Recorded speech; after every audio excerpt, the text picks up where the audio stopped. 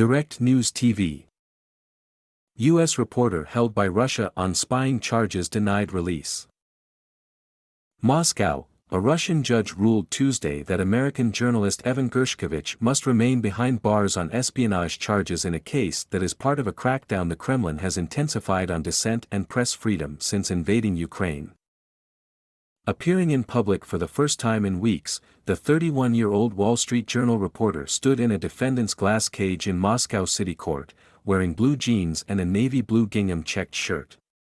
He paced at times with his arms folded, talking through an opening with his lawyers and occasionally smiling as he acknowledged the other journalists crammed into the courtroom for photos before the hearing was closed because Russian authorities have declared the case secret.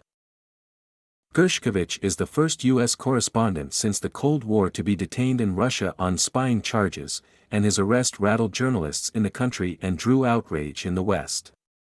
Gershkovich, his employer and the U.S. government deny he was involved in spying and have demanded his release. Evan is a member of the Free Press who right up until he was arrested was engaged in newsgathering. Any suggestions otherwise are false, the Journal has said.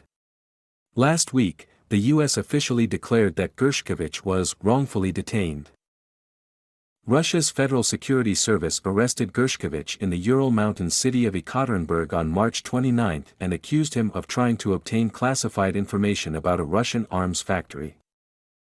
In rejecting Gershkovich's appeal to be released from pre-trial detention, the judge ruled he must remain in jail until at least May 29. The journalist's lawyers said they petitioned for house arrest or for his release on bail of 50 million rubles, about $610,000, but were rejected. The lawyers said they planned to appeal the ruling, which the Journal and its publisher, Dow Jones, called disappointing.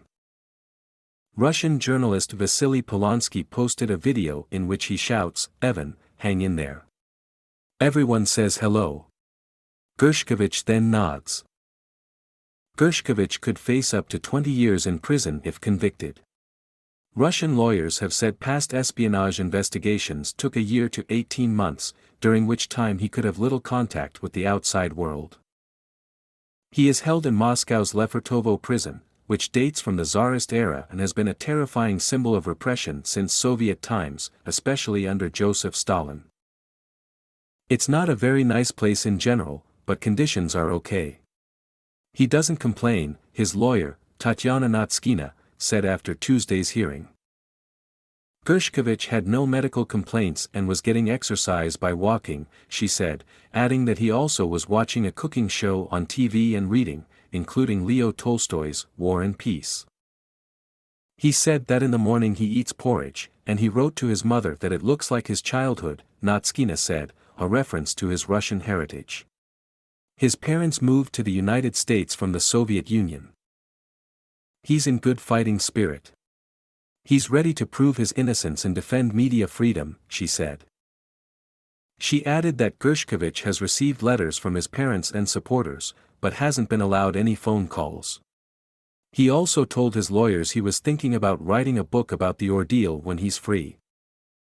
The case has exacerbated tensions between Moscow and the West over the invasion of Ukraine and is another sign of the Kremlin's crackdown on opposition activists, independent journalists, and civil society groups.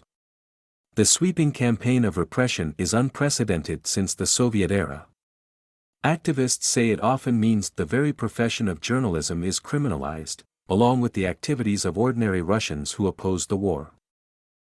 On Monday, in the same courthouse where Gershkovich's hearing was held, top opposition figure Vladimir Kara-Murza Jr. was convicted of treason for publicly denouncing the war and sentenced to 25 years in prison. Last month, a court convicted a father over social media posts critical of the war after his daughter drew anti-war sketches in school and sentenced him to 2 years in prison.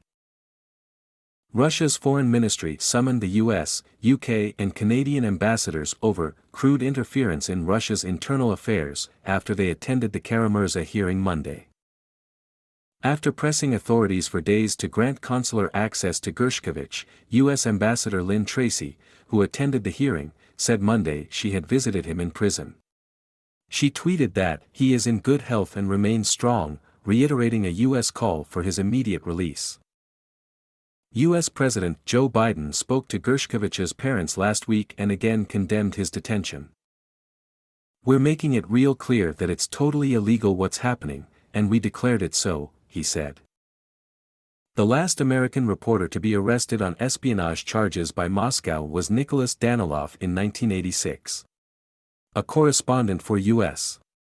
News and World Report, Danilov spent 20 days in custody before being swapped for an employee of the Soviet Union's UN mission who was arrested by the FBI, also on spying charges. A top Russian diplomat said last week that Russia might be willing to discuss a potential prisoner swap with the U.S. involving Gershkovich, but after his trial. That means any exchange is unlikely soon. In December, WNBA star Brittney Griner was exchanged for Russian arms dealer Viktor Bout following her trial and conviction on drug possession charges. She had been sentenced to 9 years in prison and ended up spending 10 months behind bars.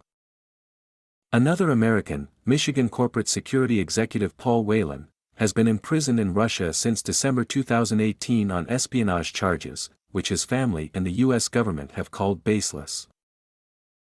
My name is Kingsley. Please like, share, subscribe and hit that notification bell so you can be the first to be notified whenever we post. You won't regret it.